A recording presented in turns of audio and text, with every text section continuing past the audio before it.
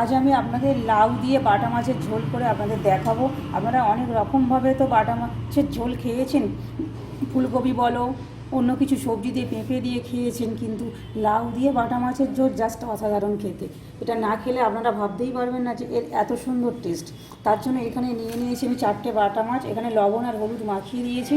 এদিকে gas on করে আমি তেল বসিয়ে দিয়েছি। এবার মাছগুলোকে আমি কড়ার মধ্যে দিয়ে ভেজে নেব।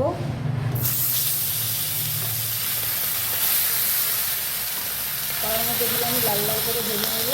তারপর আমি দেখাবো লাউ দিয়ে কীভাবে মাছের ঝোলটা করতে হয়। আপনারা ভিডিওটা দেখতে থাকুন, স্কিপ করবেন না, স্কিপ করলে বুঝতে পারবেন না। দেখুন বাটা মাছগুলো আমার লাল লাল করে ভেজে নিয়েছি আমি। এইভাবে মচমচে করে ভেজে নিতে হবে। এবার একটি জায়গার মধ্যে মাছগুলোকে আমি তুলে নিচ্ছি।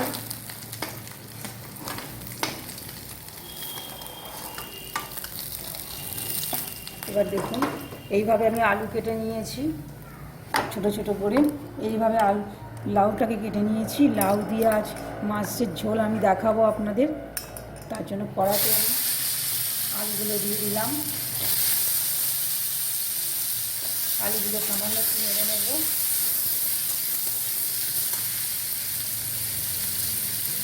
এবার এর মধ্যে আমি টমেটো দিয়ে দিলাম।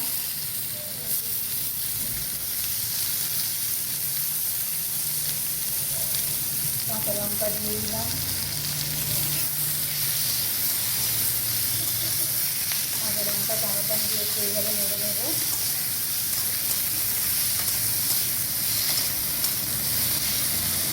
এবার আমি লাউগুলোকে এর মধ্যে দিয়ে দেবো।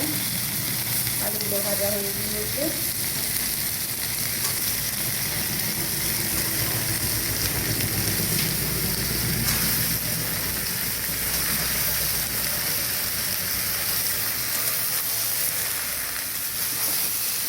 লাউগুলো দিয়ে এইভাবে একটু নেড়ে নিয়ে আমি ঢাকা দিয়ে দেবো।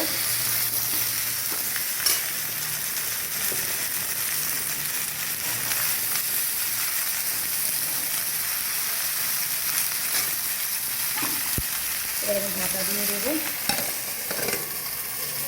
10 মিনিট পর আবার আমি খুলে দেখাবো আমাদের। দেখুন লাউটা ভাজা ভাজা হয়ে গিয়েছে আমার। এবার এর মধ্যে কী কী মশলা লাগবে সেইগুলো আমি একে একে দিয়ে দেবো। লবণ দিয়ে দিলাম, হলুদের গুঁড়ো দিয়ে দিলাম, ধনে গুঁড়ো দিয়ে দিলাম,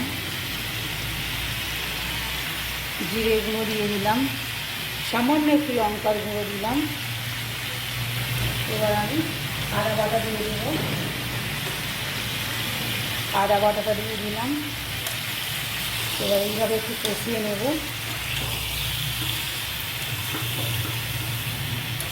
আপনারা যে যতটা পরিমাণ লাউ নেবেন সেই অনুযায়ী মশলাটা নেবেন।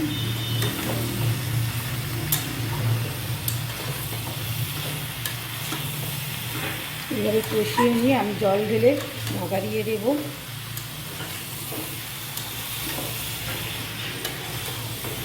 দেখুন আমার কষানো হয়ে গিয়েছে। এবার আমি জল ঢেলে দেবো এর মধ্যে।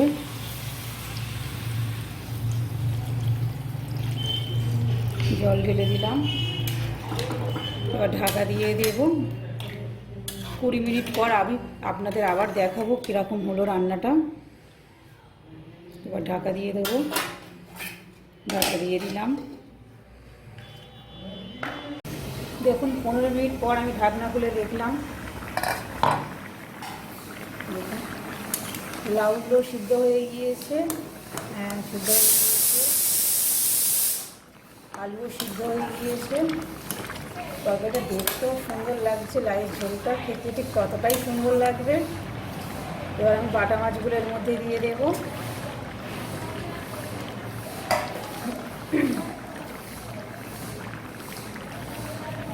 ঝোলটা আমার রেডি হয়ে গিয়েছে। আপনারা এইভাবে বানিয়ে খাবেন। আশা করছি আপনাদের ভালো লাগবে। যদি ভালো লাগে লাইক, কমেন্ট ও শেয়ার করবেন। এবং যদি আমার চ্যানেলে নতুন হন অবশ্যই চ্যানেলটিকে সাবস্ক্রাইব করবেন। এইভাবে লাউয়ের ঝোল গরম ভাতের সঙ্গে খেতে খুব ভালো লাগে। আপনারা এইভাবে বানিয়ে খাবেন। এবং আমার এই ফেসবুক থেকে দেখলে আমার চ্যানেলটিকে অবশ্যই ফলো করবেন।